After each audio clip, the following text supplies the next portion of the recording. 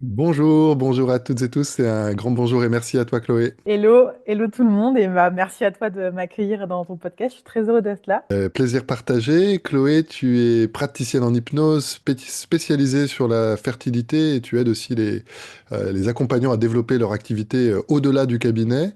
Une question que j'aime bien poser parce que je trouve que ça permet d'apprendre à connaître les gens et puis de donner un peu de volume aussi à la pratique de l'hypnose.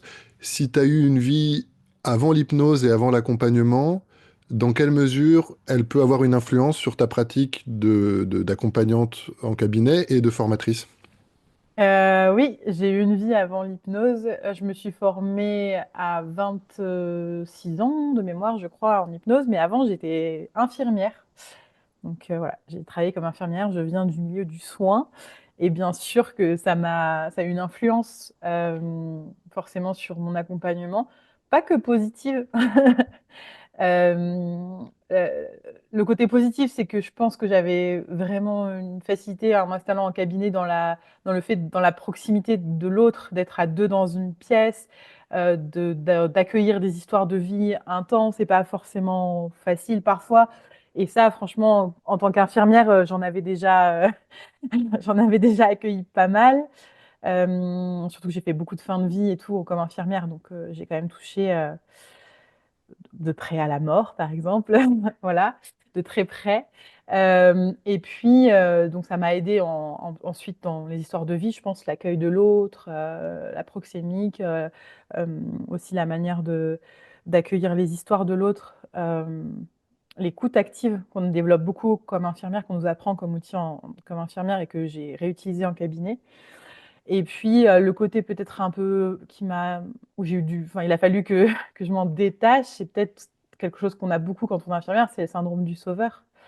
Après, on n'est pas obligé, c'est pas parce qu'on est infirmière qu'on l'a, mais en tout cas, moi, je trouve qu'il a fallu que quand même je me détache de tout ça, ou en tout cas que j'apprenne à poser ma blouse, voilà, et plus être identifiée comme une infirmière, parce que quand on devient une infirmière, en fait, c'est un métier qui est identitaire et il a fallu du temps, je trouve, pour passer à.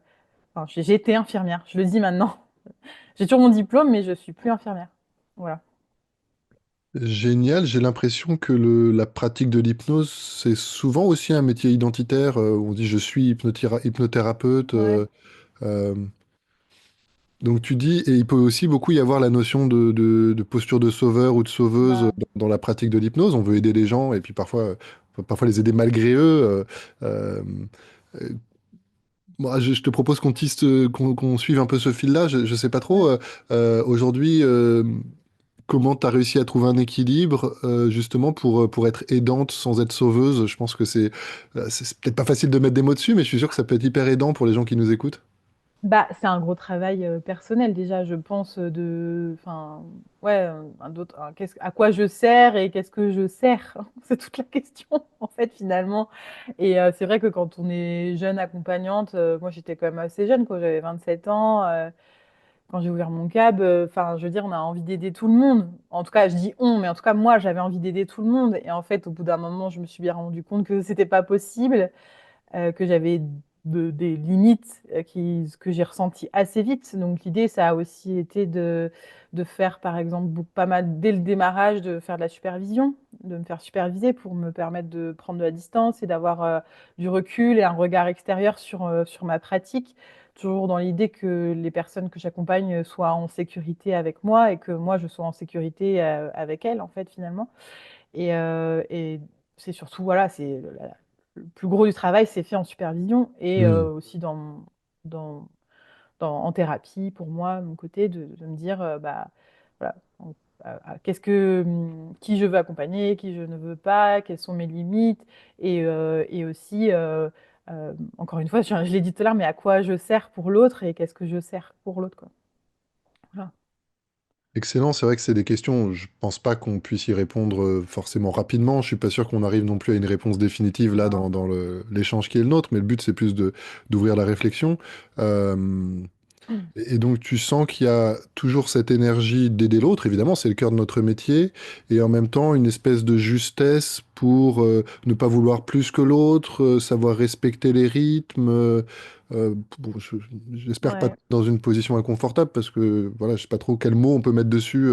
Euh, non, mais c'est ça. j'ai Mm. l'impression qu'il y a une finesse peut-être que tu peux nous partager. Oui, alors en fait, je viens de penser, le point de bascule, il s'est vraiment, vraiment fait quand j'ai commencé à me spécialiser en fertilité. Je pense qu'il Ok. y a eu vraiment un avant, un après, parce que quand on commence à accompagner de plus en plus de monde sur les sujets de fertilité, donc une majorité de personnes, et surtout de femmes qui n'arrivent pas à avoir un enfant, euh, il y a un truc quand même sur ces problématiques-là qui va au-delà de ça fonctionne ou ça fonctionne pas, notre accompagnement. Et en fait, si tu restes dans la posture de mon objectif, c'est que l'autre arrive à son objectif, en fertilité, c'est qu'il y a un truc impossible qui se crée. Enfin, je veux dire, enfin, on en reparlera peut-être après, mais les sujets de fertilité, on est dans un truc qui dépend vraiment, pour moi, de plus grand que ça fonctionne ou ça fonctionne pas. Enfin, voilà, on revient là. Et du coup, c'est vrai que là, j'ai eu un gros, gros travail à faire sur à quoi je sers à cet endroit-là en tant qu'accompagnante, en tant qu'hypnothérapeute, pour quelqu'un qui vient me voir en cabinet qui n'arrive pas à avoir un enfant. Hmm. Et je ne sais pas si c'est clair ce que je dis, mais j'ai vraiment eu un point de bascule de me dire, bah non, en fait, là, je suis toute petite, je suis qu'un grain de sable dans l'histoire de cette personne et dans l'histoire de l'humanité pour que nos générations perdurent, quoi. Et donc, j'ai dû faire un gros, gros travail de me dire, bah, je peux pas me positionner en tant que personne qui a les solutions miracles pour que les femmes qui viennent me voir tombent enceintes, en fait. Et je pense qu'il y a vraiment eu un point de bascule à cet endroit-là sur l'envie d'aider l'autre, mais bah, avec ce que j'ai entre les mains et le reste dépend pas que de moi, quoi. Loin de là. Est-ce que si je reformule, ça correspond à l'idée que tu veux nous partager? Euh, Ok, quand quelqu'un vient te voir, souvent a priori des femmes quand même, même si nous autres hommes, on peut avoir notre rôle dans la fertilité ou l'infertilité, on est quand même rarement culpabilisés. Puis c'est pas nous qui portons les enfants, donc bon, c'est vrai que ça fait quand même une différence. Euh, Autant le résultat, il est évident. C'est-à-dire, soit la personne, elle arrive à tomber enceinte ou pas, mais évidemment, il n'est pas toujours immédiat. Il peut y avoir un décalage. Et puis, j'imagine que dans des situations où où les personnes n'y arrivent pas, il peut y avoir un travail plus d'acceptation, il peut y avoir un travail sur le couple, sur la posture de la femme dans son couple, dans sa vie, dans la société, sur la féminité. Enfin, ce que tu es en train de nous dire, c'est que c'est beaucoup plus vaste que juste l'objectif de donner la vie, qui est bon, juste l'objectif de donner la vie. Voilà, et que donc, cette multiplicité des facteurs qu'on maîtrise pas t'a permis vraiment de sentir ta place qui peut être très importante, mais qui en même temps est assez modeste, quoi. Exactement, et puis c'est exactement ça. Et surtout, le jour où j'ai compris que ma promesse d'accompagnement ne pouvait pas être un bébé. Voilà. Et ça a changé beaucoup de choses. Et le truc, c'est que j'ai basculé, c'est-à-dire que j'ai fait plus que de la fertilité. Mais si aujourd'hui je devais revenir sur des sujets plus autres ou plus généralistes, je sais pas, ben je pense que je changerais aussi d'autres choses dans ce que je promets, donc c'est-à-dire les objectifs qui sont posés au début de l'accompagnement à l'autre. Voilà. Génial, j'ai envie qu'on tisse ce fil si ça te va. Après, j'oublie pas, j'ai un truc dans un coin de ma tête sur ton ancienne vie d'infirmière Ah et oui, je en effet. pense toute la souffrance à laquelle tu as été exposée et qu'on peut, quand on n'est pas soignant et qu'on n'a pas trop vu de gens mourir dans sa vie personnelle ou professionnelle, je pense qu'on peut pas trop se faire d'idées, mais ça me rappelle l'entretien avec Marie Le Yanou qui parlait de la fatigue compassionnelle et du traumatisme vicariant. Allez, tant pis, je suis parti là-dessus. On reviendra sur les exemples que je voulais te Ouais. faire donner. J'espère que nos auditeurs, auditrices nous pardonneront ou me pardonneront ma pensée un peu en arborescence. Euh, euh, J'imagine que ça t'a sensibilisé nécessairement justement au besoin de prendre soin de toi, de te protéger, de pouvoir être investi dans le soin, dans l'accompagnement et en même temps de peut-être de mettre des protections, des frontières pour pouvoir te préserver quand tu es exposé à beaucoup de souffrances au quotidien, quoi. Et que tu vas pouvoir retrouver dans un accompagnement, ou que ce soit dans la spécialité de la fertilité ou dans des domaines plus larges pour ceux qui nous écoutent, la plupart des gens qui viennent voir des hypnothérapeutes, des accompagnants en hypnose, ils viennent parce qu'ils ont des souffrances et du coup, ils viennent aussi déposer ces souffrances. Donc, comment est-ce que aujourd'hui, sur cette base d'infirmière et aujourd'hui, voilà, comment tu organises ce fait de prendre soin de toi en tant qu'accompagnante? Waouh. Alors, j'ai l'impression qu'il y a plusieurs questions dans ta question. Mais en fait, effectivement, de toute façon, à un moment donné, moi, j'ai l'impression que c'est plus que j'ai pas eu le choix. Parce que quand tu as 18 ans, même pas à 18 ans, enfin si j'avais 18 ans, tu t'es confronté à la mort. C'est-à-dire que mon premier stage d'infirmière, j'étais dans un service de cancéro où tu avais un mort par jour. Tu vois? J'avais 18 ans, moi je sortais de ma petite vie confortable. Honnêtement, voilà, j'étais dans une vie plutôt confortable, bon, des traumas, voilà, comme plein de monde, bon, voilà. Mais quand même, j'étais dans ma petite et j'étais confrontée à genre bah, à la vie du coup, ce que ça pouvait être un mort par jour. J'ai fait 5 semaines de stage à cet endroit-là et il y avait honnêtement vraiment à peu près un mort par jour. Voilà dans ce service de cancéro. Et oh, ça fait longtemps que j'en ai pas parlé, du coup, il y a de l'émotion qui revient. Mais c'est vrai que ça te confronte à un truc auquel tu n'es pas forcément préparé parce que, bah, honnêtement, on n'était pas forcément préparé à ça. Et même à l'école d'inf, voilà, c'était genre la réalité de tout le monde. Et donc, voilà, tu te retrouves face à ça. Et je m'en souviendrai tout le temps de la première personne que j'ai vue. Bon, c'était avant parce que j'avais fait des stages, bref, avant. Mais là, vraiment, en cancéro, c'était très, très violent. Puis c'était peut-être des personnes plus jeunes. J'avais vu déjà des personnes plus âgées en service de gériatrie quand je faisais remplacement l'été. Voilà. Mais là, c'était vraiment des personnes plus jeunes qui avaient peut-être l'âge de mes parents, et même encore plus jeunes. Et c'est vrai que bah, ça fait bizarre, quoi. Ça, t'es pas prête. T'as beau vouloir être infirmière, je peux te dire que t'es pas prête. Et donc peut-être qu'effectivement, mais je m'en suis pas rendu compte tout de suite. Effectivement, ça te met dans une position où à un moment donné, tu vas aussi avoir besoin de prendre soin de toi en tant que bah, infirmière du coup, et plus tard prendre des automatismes en tant que pro de l'accompagnement qui sont déjà là. On avait déjà, dès l'école d'infirmière, des espaces d'analyse de la pratique aussi. On réfléchissait beaucoup sur notre pratique. Et je pense que c'est pour ça que j'ai pris la voie de la supervision dès le début de mon accompagnement. Je sais que ça ne se fait pas tout le temps, parce que j'avais conscience que avoir quelqu'un, je le disais tout à l'heure, qui te permet de prendre du recul sur ta pratique, ça te permet d'être meilleur, en fait. Euh, et voilà, d'être meilleur pour les personnes que tu accompagnes et aussi de tenir sur la longueur parce que la durée de vie d'une infirmière dans sa carrière, elle n'est pas très longue, hein. On était à 7 ans à mon époque, ce qui est Ah très ouais, court et c'est descendu plus bas. J'avais entendu des trucs comme 4-5 ans maintenant, c'est-à-dire que les personnes qui sont infirmières ne restent pas très longtemps en service. Dû aux conditions de travail, clairement, ça, on a bien compris, mais aussi dû aux situations peut-être confrontantes auxquelles que tu peux rencontrer, quoi. Voilà. très clair. Si on revient justement à ta promesse et à nouveau, j'espère te poser des questions inspirantes et J'aime challengeantes, mais bien. qui restent Ouais, c'est acceptables. challengeant, mais je suis là. Je suis prête. On réfléchit ensemble, voilà. Ouais. Ça m'a ouvert une porte de réflexion. Je me suis dit, ok, tu es spécialisé en fertilité, tu peux pas promettre un bébé, ça paraît faire totalement sens.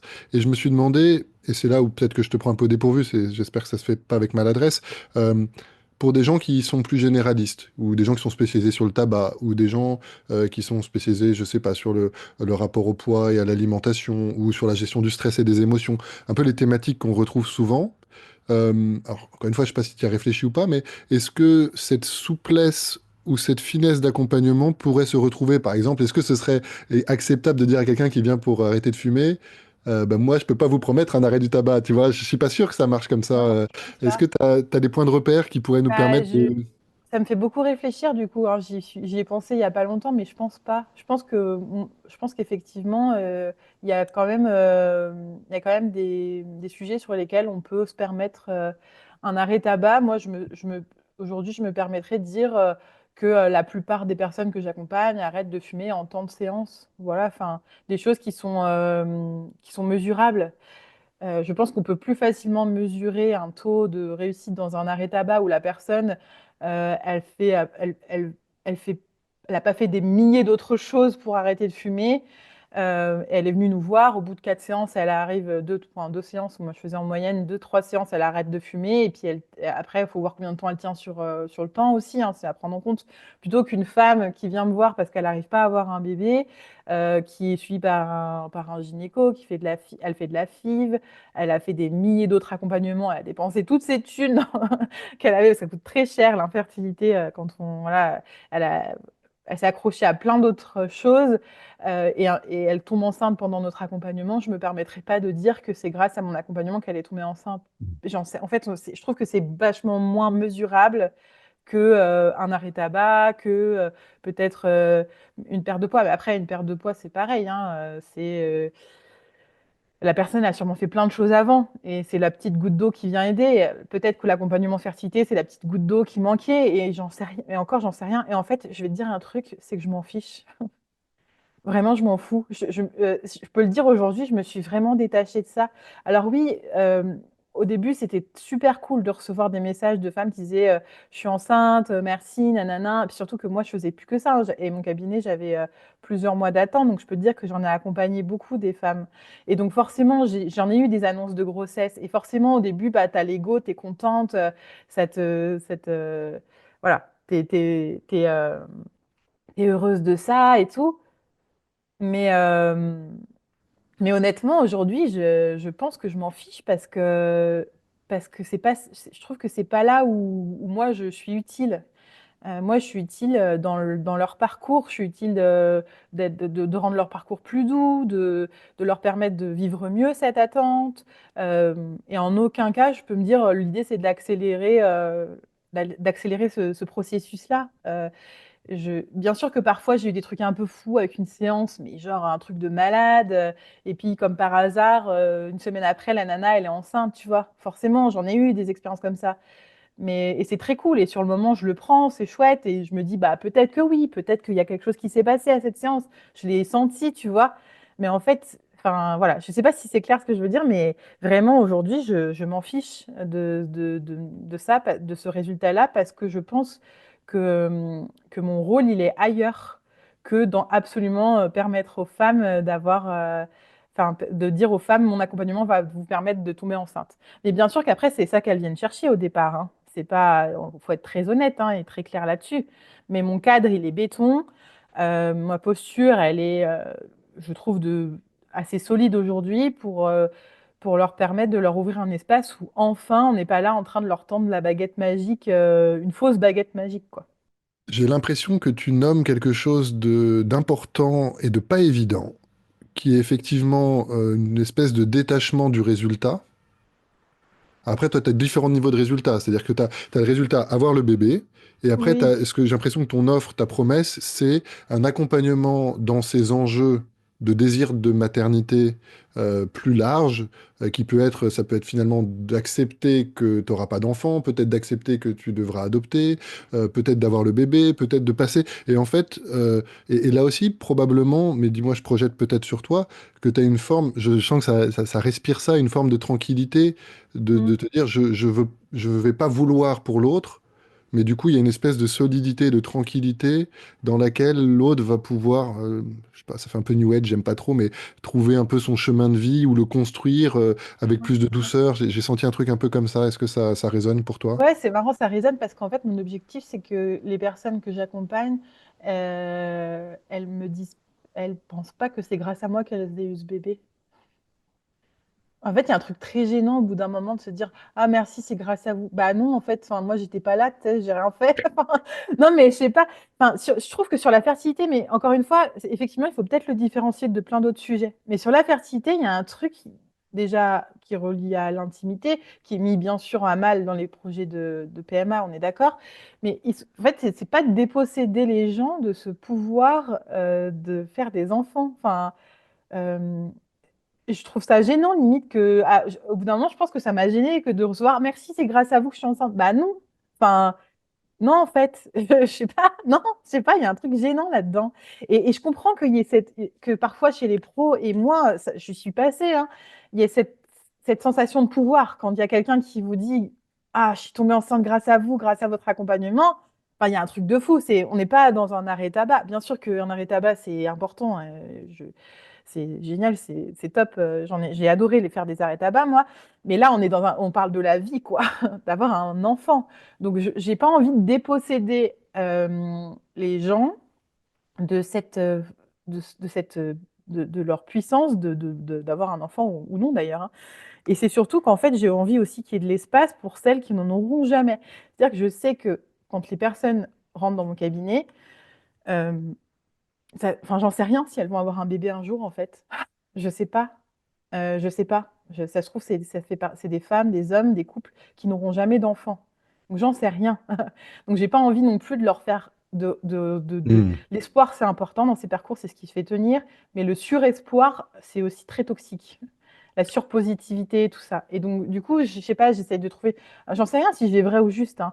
Mais j'essaie de trouver une place qui est juste et qui est tranquille pour moi, parce que pour venir à ça aussi, enfin, quelle pression de se dire que nos accompagnants font tomber. Enfin, il y a aussi un truc pour nous en tant qu'accompagnants, hein, de se dire j'ai la pression, c'est leur dernier espoir, ils en sont à leur quatrième FIV, ils viennent nous voir en plus 5 minutes avant la FIV. Enfin, voilà, enfin, c'est leur dernière. Enfin, quelle pression, mais quelle pression, quoi. On est sur un truc quand même ouais, sur une vie entière qui est hyper important quand tu as envie d'avoir des enfants, d'en avoir ou pas. Enfin, je sais pas. Voilà, encore une fois, c'est peut-être un peu fouillis ce que je dis, mais c'est là aussi, moi, de me détacher de cette pression-là. J'en ai eu besoin parce que quand tu fais ça tous les jours, plusieurs fois par jour, de recevoir des femmes qui attendent un bébé, si ton objectif de vie, c'est ouais, ouais, c'est lourd. Je sais pas pour les personnes qui nous entendent, mais il a fait un signe, c'est lourd. Bah ouais, c'est lourd en fait à un moment donné. Donc, j'allais pas tenir longtemps, je pense. À nouveau, moi j'ai vraiment cette perspective, merci beaucoup, hein, c'est très éclairant et touchant. J'ai toujours cette ambition pour nos échanges, c'est d'apporter le maximum de concret et ouais, je sais pas, de trucs et astuces, mais sans aller dans le Mm. côté un peu gadget, en tout cas que ce soit le plus aidant pour les gens qui nous écoutent. Euh, sur ce côté, trouver le bon dosage entre espoir et surespoir, j'avais eu cette phrase que j'avais trouvée assez juste. L'idée, c'est quand même, dans tous les accompagnements en hypnose, je crois, de faire rêver.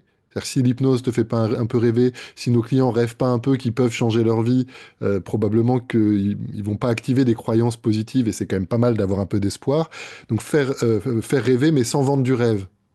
Ouais, c'est exactement ça. Et du coup, C'est comment trop est-ce ça. que tu as un peu déjà répondu à demi-mot, peut-être que je vais te faire répéter, tu m'excuseras si c'est le cas, Ouais, mais peut-être ouais. que ça permet de reformuler. Comment tu trouves ta justesse justement entre donner de l'espoir et en même temps être dans une justesse pour pas ni te mettre une pression excessive, ni mettre une pression excessive sur tes clientes et évidemment créer une déception abyssale si jamais tu as vendu le truc de rêve et qu'en fait ça répond pas, quoi. Bah, en fait, c'est marrant parce que c'est vraiment une discussion que j'ai eue parfois où il y a des gens qui sont pas d'accord avec moi sur ce fait-là, parce que du coup, je nuis à la possibilité d'un effet placebo aussi, de dire à mes clientes que l'hypnose, ça fait pas tomber enceinte. Enfin voilà, je coupe un truc qui peut servir en séance. Je sais pas si c'est exactement l'effet placebo qu'on m'avait mis en avant, mais en tout cas, je coupe un truc qui peut servir en séance. Le fait de croire à quelque chose, ça te permet qu'il se réalise. Nanana. Ça, je l'entends, mais moi, je cherche l'équilibre dans la balance bénéfice-risque. Et à mon sens, aujourd'hui, pour des problématiques de fertilité, venir nourrir c'est plus un risque pour l'autre qu'un bénéfice. Donc consciemment, je coupe cette possibilité-là de me dire, bah, peut-être que ça peut lui permettre finalement, non, non, non. Parce que je sais que les personnes qui viennent pour des problématiques de fertilité sont très vulnérables et souffrent énormément de cette attente, et surtout vont dépenser parfois beaucoup d'argent dans des propositions où justement on leur vend du rêve. Et moi, justement, bah, c'est très beau ce que tu dis, parce que j'ai pas envie de vendre du rêve à ces femmes-là. Je sais que ça va pas les aider, encore une fois. Donc j'ai vraiment envie d'être le plus honnête possible dans ce que je peux leur offrir, même parfois, effectivement, à venir me positionner un peu en briseuse de rêve, quoi. Voilà, mais je vais pas dire à une femme que j'accompagne, ça se trouve, vous n'aurez jamais d'enfant. Enfin, tu vois, je vais pas aller. C'est bien sûr, même si moi, au fond de moi, il y a cette pensée-là, parce que je suis pas médium, quoi. Voilà.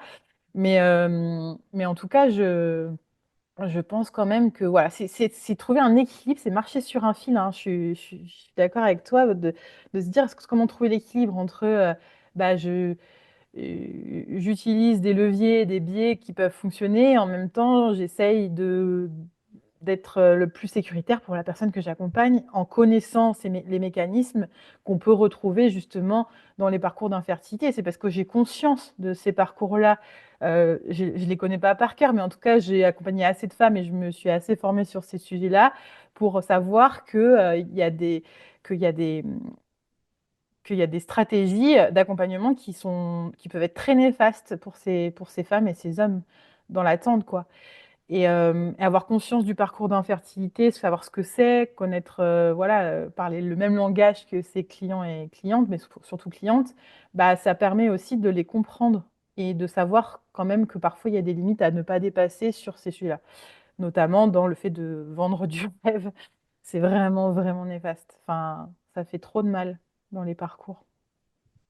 Ça m'ouvre merci beaucoup, ça m'ouvre une perspective de réflexion. Peut-être que tu auras des éléments déjà prêts, et sinon ce sera juste une réflexion qui avance ensemble, et c'est très bien déjà si c'est le cas.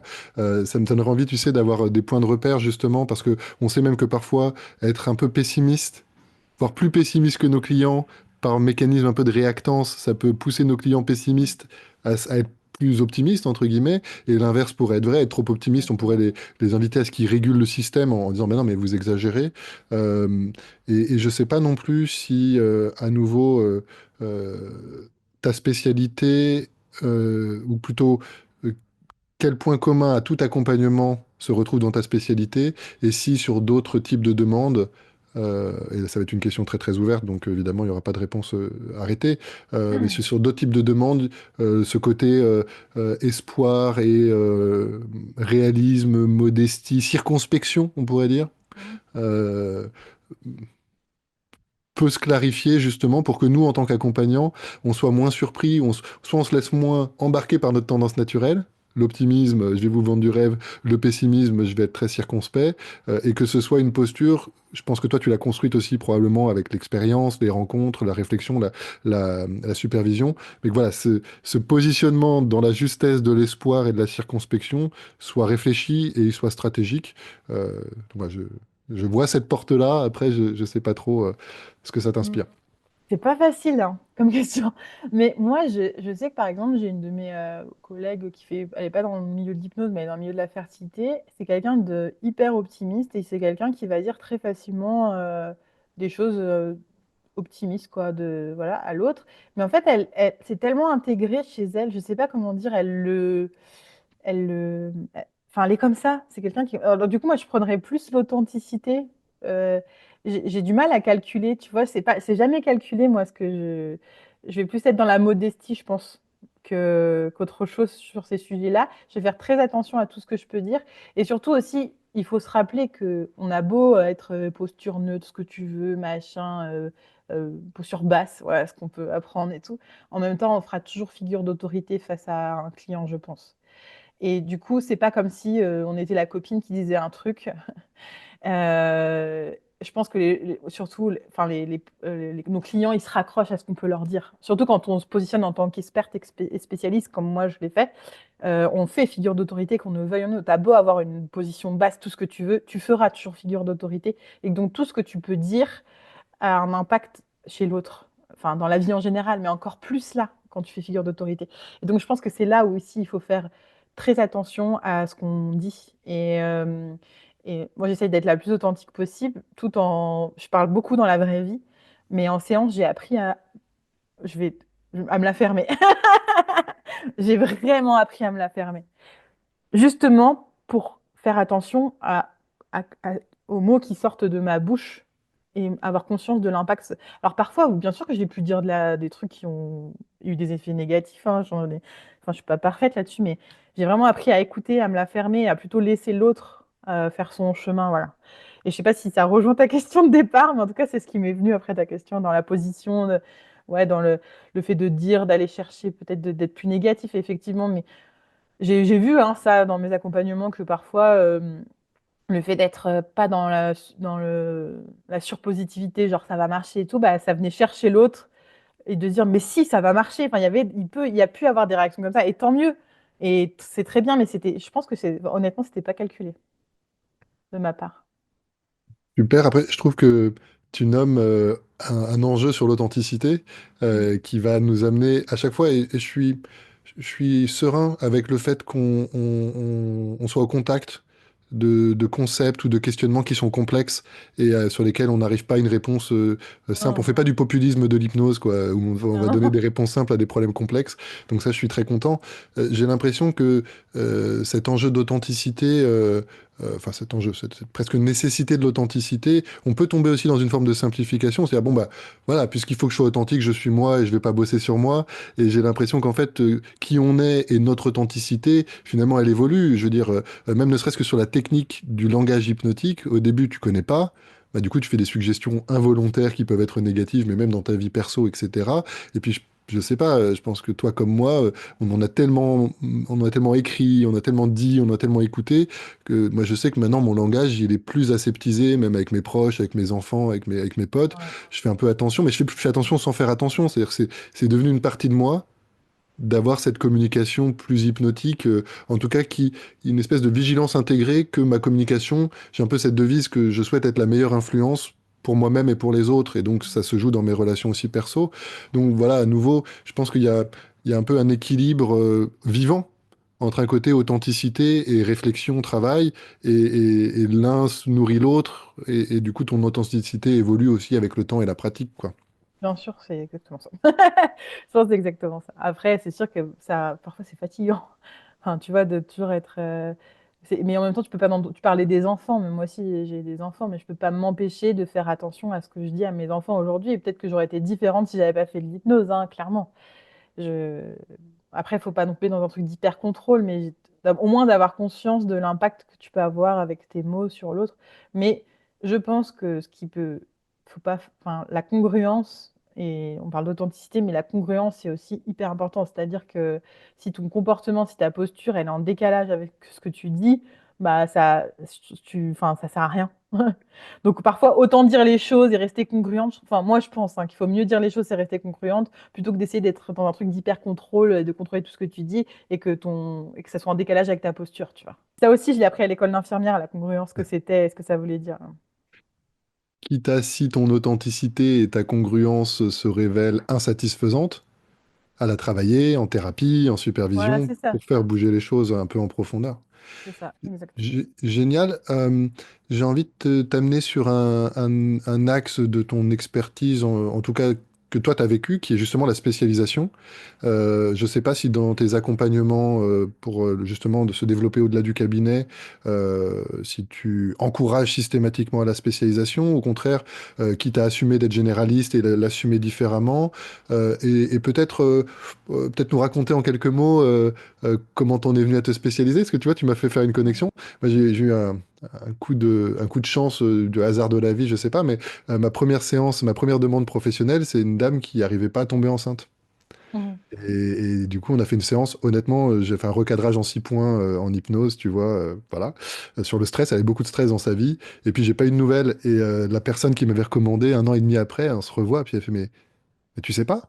Je dis, bah non. Et en fait, elle avait eu son bébé 1 mois après la séance. Enfin, elle est tombée enceinte 1 mois après la séance.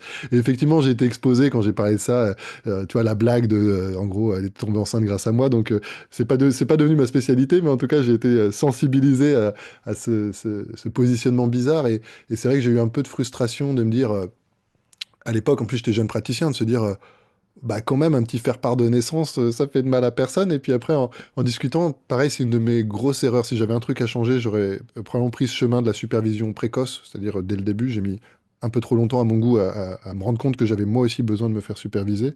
Mais du coup, c'était plus dans une discussion vacances avec mon père et du coup d'arriver à la conclusion.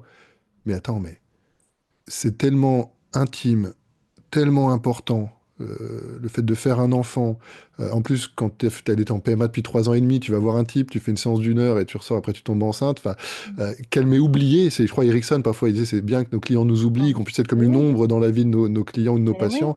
Probablement que sur ces thématiques, c'est encore plus important, quoi. Donc, voilà, je sais pas pourquoi je vais Mais sur c'est cette marrant. anecdote, mais Il y a deux choses avant de passer à la suite, ta frère, sur l'expertise, c'est hyper intéressant aussi. Mais déjà, c'est super de travailler sur le stress quand on accompagne la fertilité parce qu'effectivement, scientifiquement, le stress est a un impact sur la fertilité. Le cerveau, il ne sait pas gérer la cortisol et les hormones de la fertilité. Donc, de toute façon, s'il y a trop de stress, il sera concentré sur la cascade hormonale du stress et la fertilité, ça fonctionne moins bien. Quand tu Non, es en mode survie, tu fais pas des bébés, quoi. non, pas comme d'autres animaux qui conservent les embryons à l'intérieur d'eux le temps d'être en sécurité physiologique. Mais nous, Génial. ça s'arrête dès le début, dans l'hypophyse, tac, ça stoppe. Bref, donc travailler sur le stress quand on accompagne la fertilité, c'est un des leviers sur lesquels on peut agir en hypnose. Et c'est un des leviers les plus scientifiques, d'ailleurs, ce qu'on peut mettre en avant sur les sujets de fertilité. Ensuite, le deuxième point sur lequel tu es venu, c'est que moi, je n'ai jamais reçu un seul faire-part. Jamais. Et bah, franchement, au début, je me suis dit, bah merde et tout. Je voyais d'autres copines qui faisaient de la fertilité, pas dans l'hypnose, mais dans le sujet, montrer leur faire-part et tout. Je n'ai jamais reçu un seul faire-part. Bah, en fait, aujourd'hui, j'en suis heureuse de ça. Parce que ça veut dire que, si tu vois ce que tu as dit par rapport à Ericsson, bah ouais, ça me parle. Je suis contente. Alors, j'ai reçu des photos de bébés, j'ai reçu des messages de grossesse. J'ai reçu beaucoup d'annonces de grossesse par texto, ça c'est sûr, parce qu'en fait, quand ça venait au moment où j'étais les accompagnais, je faisais partie de leur cercle proche qui est au courant de cette attente. Quoi, ça. Mais du coup, qu'elle m'ait oubliée au moment de la naissance de leur bébé, mais tant mieux en fait. Tant mieux que je sois plus là à ce moment-là, 9 mois après, mais tant mieux quoi. Bon, c'est pas vrai parce que j'ai reçu des photos et tout, mais pas de faire part, tu vois. Et ben franchement, j'en suis hyper heureuse aujourd'hui. Je me dis, bah cool, c'est cool. C'est trop cool parce que je veux pas être à cet endroit-là. Vraiment, c'est pas un endroit voilà, c'est pas une place que j'ai envie de prendre dans la vie de ces personnes-là. Euh, et voilà ce que je veux dire par rapport à ce que tu as partagé là. Et du coup, si tu veux qu'on aille sur le sujet de l'expertise, avec grand plaisir parce que ça me passionne aussi. Bah ouais, carrément. Moi, je suis resté généraliste. C'est vrai que je travaille beaucoup sur le stress, sur les angoisses, attaques de panique, parce que du coup, j'en ai eu et que j'ai un peu réfléchi. Mais je ne me dirais pas spécialisé sur ça. Je reçois encore des demandes très diverses et variées. Ouais, j'aimerais bien que tu nous racontes à la fois peut-être toi comment ça t'est venu, cette envie, ce désir de spécialisation, ce courage aussi peut-être, je sais pas, parce que c'est aussi se priver d'une partie d'une clientèle potentielle. Il semblerait stratégiquement des échos que j'ai que quand tu es identifié comme spécialiste, Mm. ben, finalement ton cabinet il est bien rempli, ça a l'air d'être ton cas, mais peut-être qu'il y a une transition à opérer. Donc voilà, comment tu l'as vécu toi? Et puis après, en tant Mm. que accompagnante d'accompagnants qui veulent développer leur activité, peut-être en se spécialisant, quel est un peu ton discours et tes recommandations? Déjà, moi, ça a vraiment été un on-off, quoi. Enfin, en fait, je commençais à avoir de plus en plus de gens sur la fertilité. J'étais à aller, on va dire, j'ai jamais vraiment calculé, mais à la louche, 70% d'accompagnement en fertilité quand même, au moment où j'ai basculé. Hein. Euh, Ok. C'est-à-dire que j'ai basculé, c'est-à-dire que du jour au lendemain, j'ai dit, à partir de maintenant, je ne prends que ça. Je n'accompagne rien d'autre. Et ce choix, je l'ai fait parce que j'étais à un moment de ma vie où je venais d'avoir un bébé, voilà, ma fille, mon premier bébé, j'arrivais plus à tout gérer. Enfin, vraiment, j'ai eu besoin de faire des choix pour développer mon activité. Je savais que je voulais développer au-delà de mon cabinet, mais ça partait dans tous les sens et tout. Et en fait, de me focus sur un thème en particulier, ça m'a permis de concentrer mon énergie sur quelque chose que je maîtrisais forcément, et du coup d'arrêter de m'éparpiller dans tous les sens et de répondre à des sollicitations, des opportunités que j'avais dans tous les sens. Voilà. Donc moi, ça a été utile pour ça, et honnêtement, c'est pour ça que je l'ai fait. Mais j'ai été quand même déjà bien spécialisée sur ces sujets-là, parce qu'en fait, enfin, finalement, c'est venu à moi, et ça a été l'effet boule de neige. J'ai eu de plus en plus de monde sur ça a pris de plus en plus d'espace dans mon cabinet, et comme je te disais, à un moment donné, j'avais 3 mois d'attente, quoi, quand j'étais spécialisée. Et donc, moi, la spécialisation, ça m'a permis justement de m'ouvrir encore plus de portes, mais des portes qui étaient alignées avec ce que je voulais vraiment, moi, dans ma vie. Donc, c'est à partir de là où j'ai créé ma formation Accompagner la fertilité, qui est une formation de spécialisation pour les pros de l'accompagnement qui veulent se spécialiser sur les sujets de fertilité, pas forcément faire le on-off comme moi, mais en tout cas qui ont envie d'accompagner plus de monde sur ces sujets-là et de se sentir alignés et de réfléchir à leur posture, leur cadre et d'avoir des outils adaptés à cette problématique-là. Donc, donc ça m'a permis de créer cette formation et donc de diversifier mon activité. C'est vraiment cette spécialisation qui m'a permis ça. Euh, après, euh, après, moi, je pense pas que ça soit une obligation de se spécialiser. La preuve, toi, tu l'es pas et ça a l'air de rouler pour toi.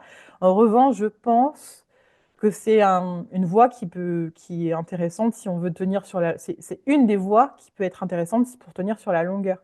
Parce qu'aujourd'hui, je trouve qu'il y a beaucoup de propositions en tant que, enfin, surtout en hypnose. Et du coup, de se spécialiser, ça permet de se démarquer de la masse et que les gens viennent enfin, parlent de vous en sachant quoi dire. Et toi, en tant que pro, quand tu dis quand on dit qu'est-ce que tu fais, tu sais ce que tu dis, quoi. Tu sais ce que tu fais. C'est très clair. Et en plus, bah, si tu as une appétence pour une spécialisation, moi, c'est la spécialisation qui est venue à moi, tu vois. Enfin, c'était une évidence, en fait. C'est un sujet qui m'a passionnée. J'étais ultra formée sur le sujet. Enfin, beaucoup en auto-formation d'ailleurs, hein, parce qu'il n'y avait pas trop de, ça n'existait pas avant, la spécialisation fertilité. Il y avait une spécialisation périnatalité, mais pour moi, c'était encore trop large, tu vois, ça partait encore dans tous les sens. Et donc, je pense que ça peut être intéressant de développer son expertise et de la poser sur la table à un moment donné, tu vois. Et ça peut te servir au développement de ton activité. Aujourd'hui, moi, je rencontre beaucoup trop de pros de l'accompagnement qui n'arrivent pas à vivre de leur cab, en fait. Donc, je trouve que ça peut être, pour moi, c'est une solution, voilà, de devenir spécialiste. Mais encore faut-il avoir vraiment l'idée de ce qu'on veut faire, quoi. Enfin, à bout d'un moment, tu fais des choix, bien sûr, mais c'est pas une obligation, par contre, hein. Tu vois, tu peux, à mon sens, rester généraliste, why not? Enfin, si tu arrives à en vivre et que tu as trouvé d'autres choses pour développer ton cabinet, très bien. Mais et je pense qu'aujourd'hui, il faut proposer aux pros de l'accompagnement, aux hypnothérapeutes, des solutions pour qu'ils ne ferment pas leur cabinet au bout de 3 secondes, quoi. Tu vois? Et la spécialisation en est une, pour moi. Après, peut-être pas au démarrage, sauf si tu as fait la formation d'hypnose parce que tu étais déjà spécialisé, par exemple, en périnate et tu fais de l'hypnose, voilà, enfin voilà.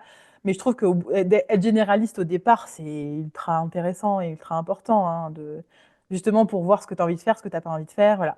Mais au bout d'un moment, quand tu as bouffé un peu de séance, enfin, se spécialiser, ou alors, en tout cas, mettre en avant tes spécificités. Toi, je pense que c'est ce que tu fais, en fait. Tu te rends peut-être pas compte, mais ou peut-être que tu en as conscience, j'en sais rien, mais tu as des spécificités, tu vois. Enfin, t'as forcément, les gens, ils viennent te voir pour quelque chose. Aujourd'hui, ça fait assez longtemps que tu es en cab pour que dans le bouche à l'oreille, ce serait intéressant de te dire qu'est-ce qui se dit dans le bouche à oreille, tu vois.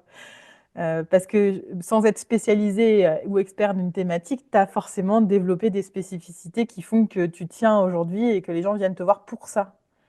Ça me donne envie de faire une enquête auprès de mes anciens clients Bah, pour je savoir ce pense, qui hein, s'est dit à vraiment. propos d'Adrien Moulin. Bah, c'est ça, franchement, voilà, je pense que c'est important. Et c'est ce qui fait, bon, voilà, c'est ce qui peut aussi te permettre aussi de communiquer. Aujourd'hui, moi, j'ai beaucoup de personnes qui viennent me voir pour la communication sur les réseaux et tout.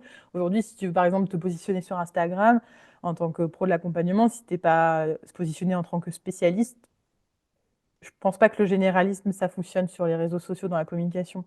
Et donc, moi, les personnes qui veulent développer leur compte Insta, par exemple, parce que ça fait partie des choses que je maîtrise très bien, euh, je leur conseille vraiment de faire des choix. Alors, ça ne veut pas dire qu'après, au CAB, ils doivent fermer les portes, mais au moins dans leur communication, de mettre en avant une spécialisation, une expertise sur un sujet, parce que, voilà, je pense pas que le généraliste, ça fonctionne dans la communication. Si tu vois les mêmes trucs partout, la même com partout, enfin, les gens, ils viennent, enfin, voilà, ils viennent pas te voir, en fait. Très clair. J'ai l'impression, je reformule pour vérifier que j'ai à peu près compris et puis pour aider à ce que ce soit le plus clair possible. Euh, Tu dis un mélange d'appétence de ce que tu aimes faire, de ce que tu aimes accompagner, qui peut être à la base probablement que ça va s'inscrire peut-être avec ton histoire de vie, surtout si jamais les gens ont déjà un métier dans un certain domaine, éventuellement généraliste, et puis en fonction des demandes, bah, du coup, tu vas sentir qu'il y a des choses qui te correspondent plus. J'ai l'impression aussi qu'il y a une montée en compétences. Qu'on peut faire de manière un peu diffuse sur différents sujets en cabinet.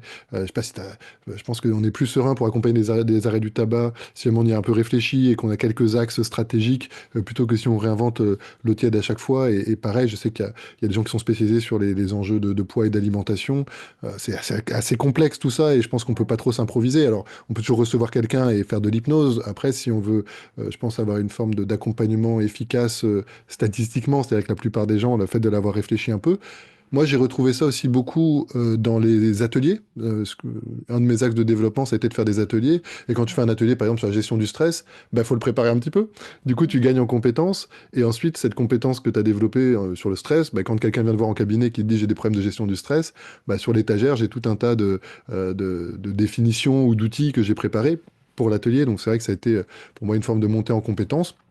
De sorte à ce que, en tout cas dans ce que tu décris dans ton histoire, voilà, progressivement, forcément, comme il y a euh, ton appétence, ce que tu aimes faire, ta compétence, là où tu deviens plus expert, et on sait que quand tu maîtrises, tu as aussi un effet, je sais pas si c'est un effet placebo, mais en tout cas tu incarnes une confiance en toi et dans l'outil et dans ton approche qui elle-même est une suggestion importante, qui fait que normalement tu as des meilleurs résultats, et donc ça fait une espèce, t'as dit, boule de neige, c'est-à-dire que, bah, j'imagine, une femme qui est venue te voir, qui n'arrivait pas à tomber enceinte, tu as réussi à l'aider. Idéalement, il y en a quand même quelques-unes qui ont réussi à obtenir leur bébé.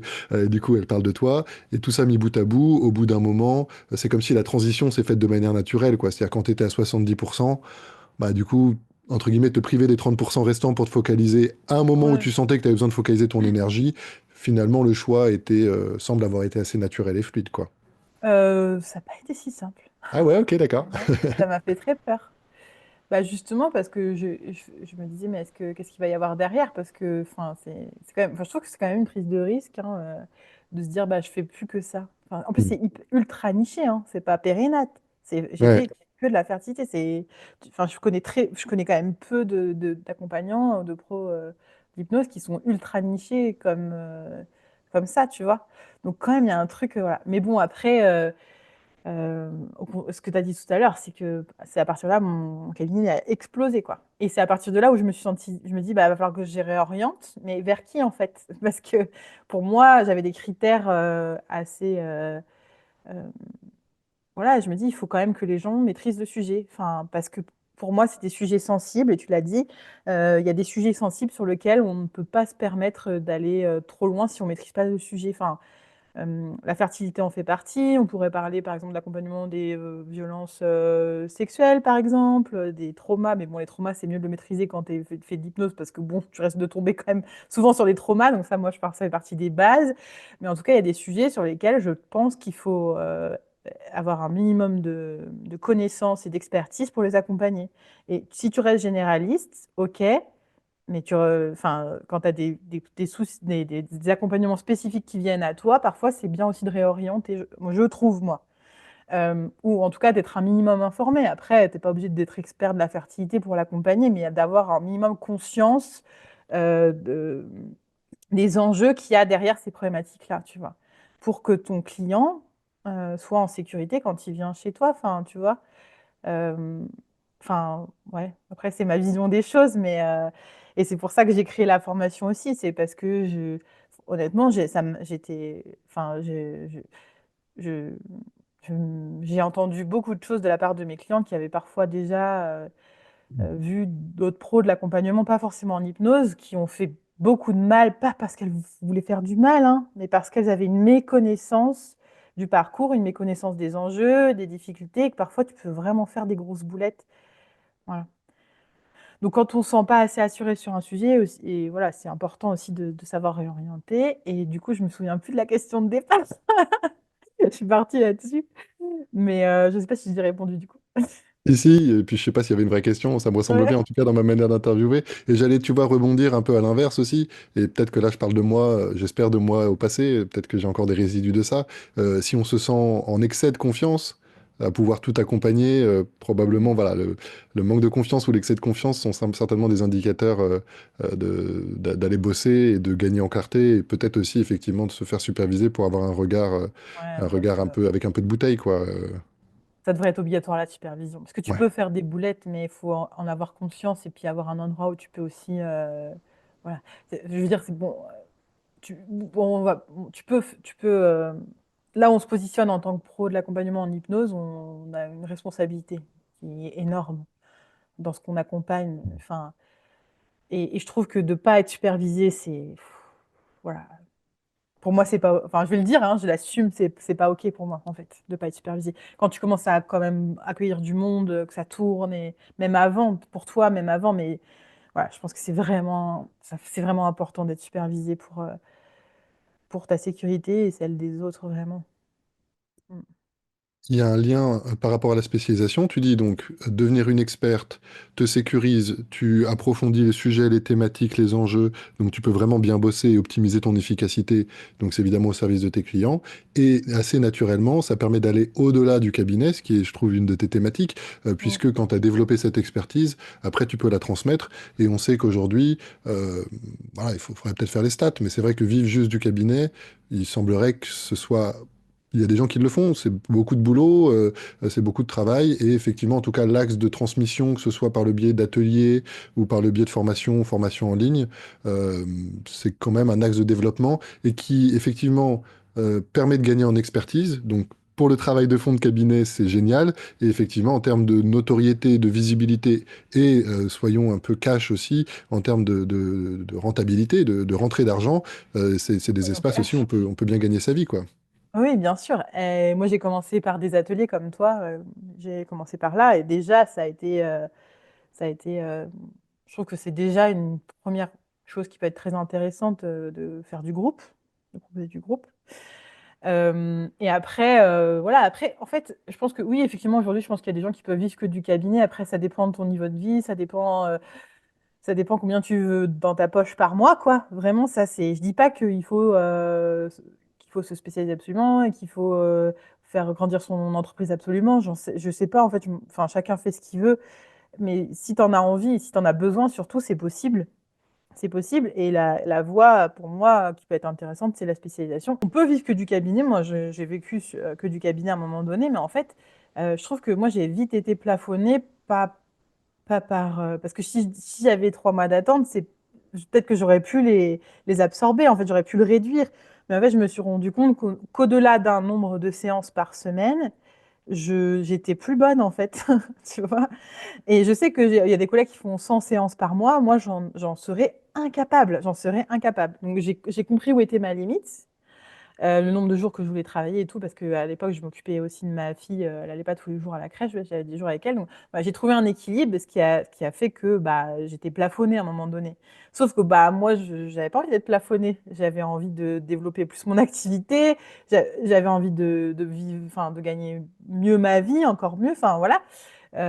Et donc, il a fallu que je trouve des solutions. Et effectivement, le groupe a été une première solution, mais le groupe, les ateliers, pour moi, ça m'a plus servi à faire connaître mon cabinet au début que, que, ouais, que plus augmenter mon CA, quoi. Et donc, c'est arrivé en même temps. Moi, c'est arrivé au moment où, justement, la fameuse, j'ai passé le plafond de la TVA, qui était à l'époque à 37 000. Aujourd'hui, on ne sait pas trop où est-ce que ça va.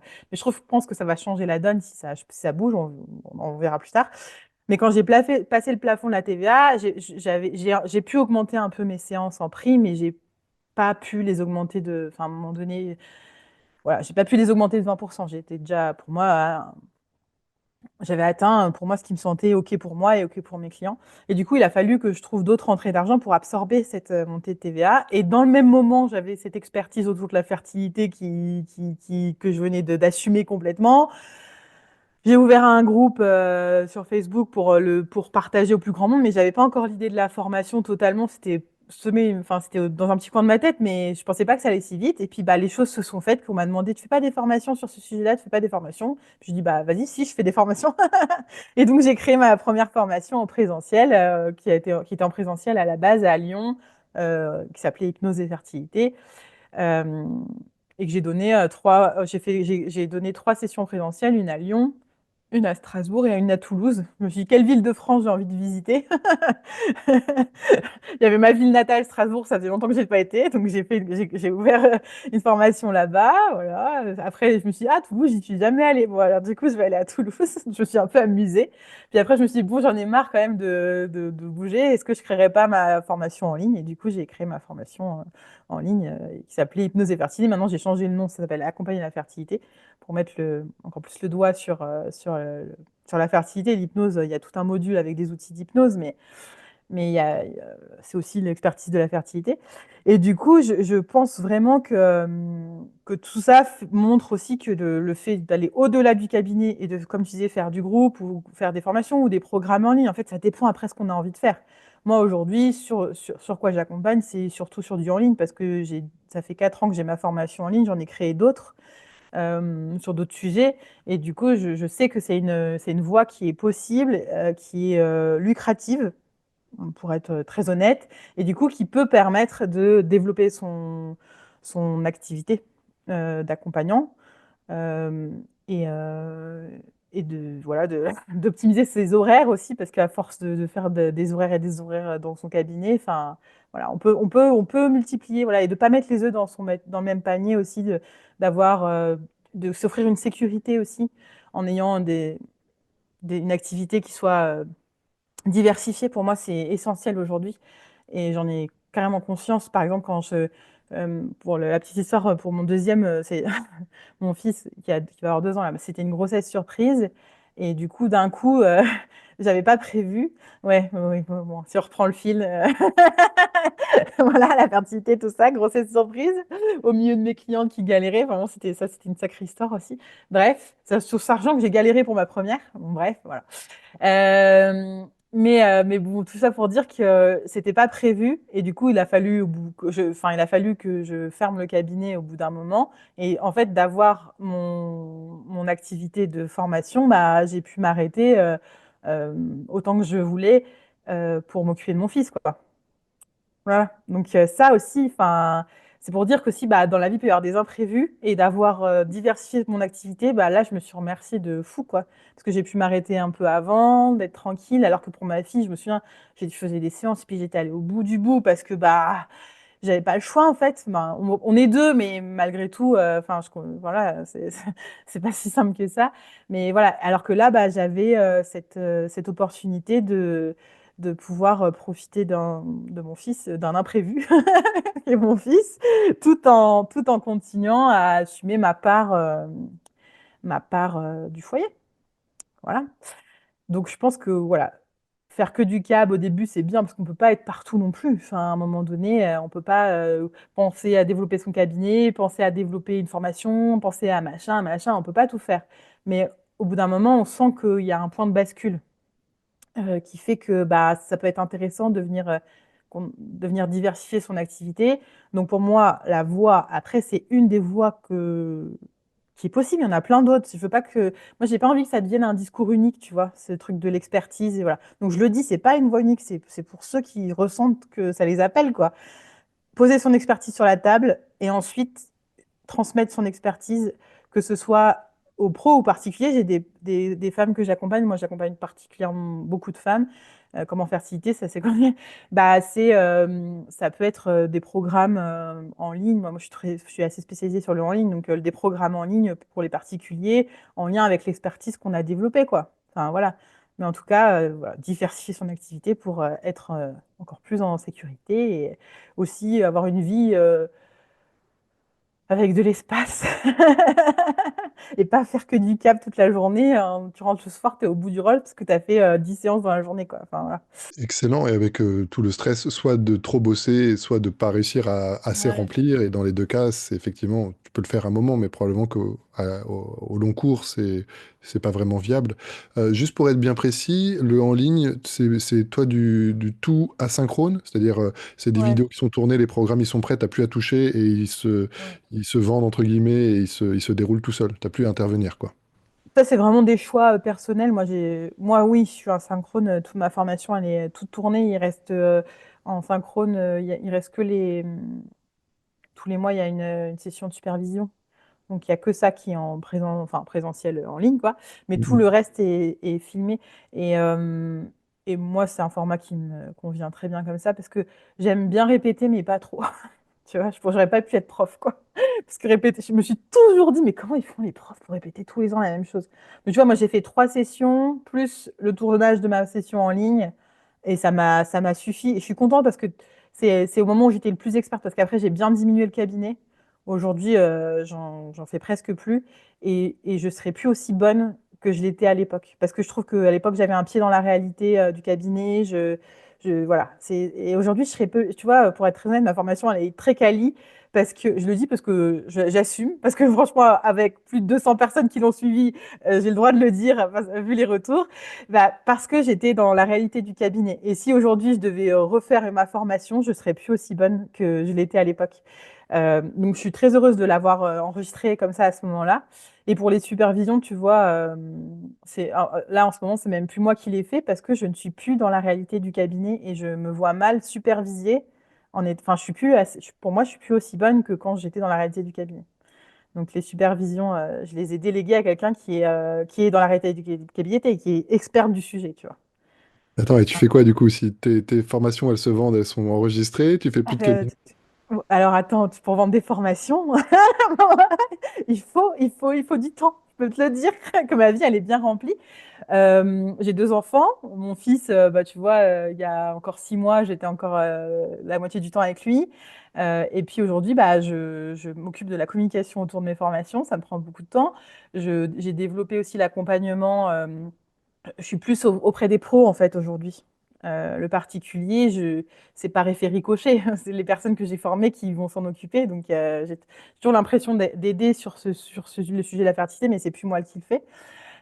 Et puis, j'ai tout l'accompagnement des pros que j'ai créé. Tu sais, bah voilà, j'ai un programme qui s'appelle La Couveuse en accompagnement individuel pour les personnes justement qui veulent développer leur formation ou leur programme en ligne, de ce dont on parlait aujourd'hui, développer leur expertise. Et voilà, donc je travaille pas mal, mais j'ai aussi du temps grâce au fait parce qu'en fait, c'est par période. Parce que moi, je le fais par cohorte, ma formation. Et du coup, tu vois, j'ai des périodes de forte intensité parce qu'il faut que les gens s'inscrivent, donc il faut que les gens savent que ma formation existe. Donc c'est la communication qui est autour de la formation. Et j'ai des périodes un peu plus calmes euh, où j'ai plus d'espace pour créer de nouveaux projets. Parce que franchement, Génial. je pourrais moins travailler, mais en fait, enfin, j'aime ce que je fais, quoi. J'ai toujours de nouvelles idées. J'accompagne d'autres projets, d'autres pros de l'hypnose qui créent leur formation. Et du coup, je les accompagne sur ce sujet-là. Donc, je porte d'autres projets d'une autre manière, de la formation, d'autres expertises. Voilà. Donc, si je fais quoi, bah, je travaille quand même pas mal, mine de rien. J'espère un jour pouvoir travailler que le matin, tu vois. Voilà, c'est mon objectif. Et Hyper d'avoir inspirant. l'espace pour l'après-midi, de faire d'autres choses voilà, qui me font du bien. À un moment donné, j'y étais arrivée, tu vois, juste avant ma deuxième grossesse, donc la grossesse surprise, j'étais arrivée à un truc où je travaillais que le matin. Et après, là, depuis ma reprise d'activité, il a fallu que je relance. Donc, et puis le cerveau qui change, et les envies qui changent, et les besoins qui changent et tout. Donc, ce qui fait que, voilà, aujourd'hui, il faut que je choisisse aussi mon temps. Voilà. Peut-être qu'un jour, je reprendrai le cabinet, mais tu vois, aujourd'hui, bah, j'ai l'impression que je dois être auprès des pros, tu vois. Donc, il faut faire des choix, c'est toujours la même chose. Mais je ne l'ai jamais dit encore officiellement, tu vois, que j'avais pas fermé le cabinet. Et je pense que effectivement, il va falloir que je l'assume. J'ai toujours des gens qui m'appellent, mais heureusement, j'ai plein de pros à qui les rediriger grâce à la formation. Donc, je les laisse pas tout seuls dans la nature, ne vous inquiétez pas. Mais un jour, il va falloir que j'assume. Peut-être que c'est le moment que j'ai fermé mon cabinet d'hypnose, j'en sais rien. Mais pour l'instant, je suis pas prête, je crois. Tu vois. Mm. Euh, Franchement, merci beaucoup. C'est hyper inspirant, même pour moi qui suis aussi dans le développement de formation et tout ça, et qui le fait un peu à la main. Donc voilà, je mesure le travail que ça représente et du coup, bravo parce que tu as fait des choix qui sont forts, qui ont été aussi un peu risqués. Je trouve qu'il y a, du coup, tu as développé de la compétence un peu connexe au monde de l'hypnose, mais du coup, très intéressante. On voit qu'aujourd'hui, le monde, le marché de l'hypnose bah, touche un peu ses limites. Donc en tout cas, probablement que voilà, être capable de faire de la formation en ligne ou autre, en tout cas d'avoir des expertises qui vont venir compléter ça et certainement à minima aidant, pour pas dire essentiel. Et puis je trouve que tu nommes aussi quelque chose d'important et d'inspirant, de se dire, OK, qu'est-ce que je veux pour ma vie pro et qu'est-ce que je veux pour ma vie perso. Ouais, c'est vrai que quand tu es jeune parent, je suis content de pouvoir passer plein de temps avec mes enfants. Donc voilà, il y a des choix à faire en termes d'organisation de vie, de chiffre d'affaires, de sous aussi à la fin pour pouvoir payer la vie, payer d'éventuelles vacances, ce genre de choses. Donc, Une euh, maison. on se rapproche de la fin du temps qu'on a ensemble. Alors franchement, tu nous en as déjà donné plein, donc je te livre un peu les deux dernières questions ou les deux derniers bouts de chemin qu'on peut parcourir ensemble. Le premier, honnêtement, si tu arrives à trouver d'autres choses, tu vas m'impressionner, mais Pierre, tu me dis non, mais j'ai déjà dit un peu tout ce que j'avais à dire. C'est un peu des pépites ou des trucs et astuces pour les gens qui nous écoutent, qui peuvent être des praticiens peut-être déjà confirmés ou des gens qui sont de jeunes praticiens, praticiennes ou en cours d'installation, en cours de formation. Et puis la dernière question, c'est si tu as je te donne les deux, comme ça tu te débrouilles, si tu as un sujet ou un thème ou que tu aurais aimé qu'on aborde, dont on n'a pas parlé, on n'a pas trop parlé d'Insta, ou s'il y a une question que tu aurais aimé que je te pose, voilà, tu auras en tout cas le- la scène complètement libre pour que tu puisses finir cet échange pour lequel il y a déjà beaucoup de richesse. Donc voilà, un peu, c'est des trucs astuces en plus, ou ce que tu aurais peut-être aimé savoir plus tôt, tu vois, dans ton parcours, ou s'il y a d'autres choses qui te viennent en tête. Voilà. J'ai déjà parlé de la supervision, tu vois, mais je pense aussi que ça peut être intéressant. Mais il y a deux choses qui me viennent. Tu vois, quand même, j'ai encore des choses à dire. La nana s'arrête jamais. Du coup, la première chose, c'est, OK, la supervision, pour moi, c'est un essentiel en tant que hypnothérapeute, pro de l'accompagnement, quoi. Mais il y a aussi le fait d'être accompagné dans le développement de son activité. Moi, j'étais infirmière, hein, donc je savais pas me vendre, je savais pas vendre, j'ai aucune compétence au départ là-dessus. Et en fait, j'ai acquis ces compétences en me faisant accompagner, en lisant, en écoutant beaucoup de choses aussi, de podcasts, machin, mais aussi en étant accompagnée par quelqu'un qui m'a aidé à développer mon activité et à faire des choix qui soient... tous les choix que j'ai nommés au fur et à mesure, enfin, ils sont pas là. Ça a été aussi souvent réfléchi avec quelqu'un qui m'a aidé, plusieurs personnes, hein, d'ailleurs pas une personne en particulier, mais plusieurs personnes, au fur et à mesure. Donc je pense que ça peut être intéressant de garder du budget pour, pour le développement d'activité. Il y a plein de gens qui existent, des gens super. Allez vers quelqu'un enfin, qui vous attire pas parce qu'il vous fait des promesses olé olé, mais parce que enfin, il y a une connexion qui se fait, un lien de confiance qui se fait. Voilà. Il y a de tout et de rien là-dedans. Mais c'est important de trouver des gens qui soient adaptés là-dedans. Donc supervision et ça. Et aussi, du coup, le fait que quand on démarre, je trouve qu'on dépense beaucoup d'argent dans des formations. On a sa formation de base et après, on va dépenser plein d'argent. Je vois des gens, j'ai un contact de pros qui sont over-formés sur des sujets qui n'ont rien à voir à droite, à gauche. Enfin, tu vois, parce que je pense que ça rassure, en fait, de venir se nourrir de formation. C'est bien de se former tout au long de sa vie, hein. Mais quand on démarre, je trouve qu'il y a un truc un peu de je me forme, je me forme, je me forme pour me rassurer. Et du coup, on dépense beaucoup d'argent dans les formations et moins dans ce qui est de la supervision et du développement d'activité. Donc l'idée, c'est de trouver un équilibre là-dedans, je crois, dans devenir meilleur praticien et technicien, mais aussi savoir se vendre et être en sécurité en supervision et en mettant ses clients en sécurité. Donc voilà le truc astuce que je voulais partager, et qui pour moi, c'est les trois points qui sont importants, de trouver un équilibre entre ces trois choses-là, quoi, pour moi. De s'entourer aussi de d'autres personnes qui sont dans la même dynamique que nous, parce qu'on est très seul dans son cabinet, et du coup d'être aussi entouré, ça c'est quelque chose qui a beaucoup compté pour moi, d'avoir des pros autour de moi qui faisaient un peu la même chose que moi, qui étaient dans la même dynamique et avec qui je pouvais échanger voilà, en étant en confiance, des pairs, quoi. Et après, la dernière question, ah oui, on a abordé, bah, il y avait Instagram, les réseaux, mais je pense que ce serait un sujet à part entière, c'est-à-dire comment communiquer en tant que pro de l'accompagnement sur les réseaux sociaux. Je pense que c'est un sujet très important pour moi, déjà parce que j'adore, bon, il y a plein de réseaux que je maîtrise, mais Instagram, c'est là, moi, où je suis. Et aujourd'hui, il y a aussi un truc que je vois beaucoup, c'est pareil, essayer d'être éthique dans sa communication en tant que pro de l'accompagnement. C'est bien de vouloir se servir des réseaux sociaux pour se donner de la visibilité, mais je pense que c'est important aussi de réfléchir à ce qu'on poste et la manière dont on poste.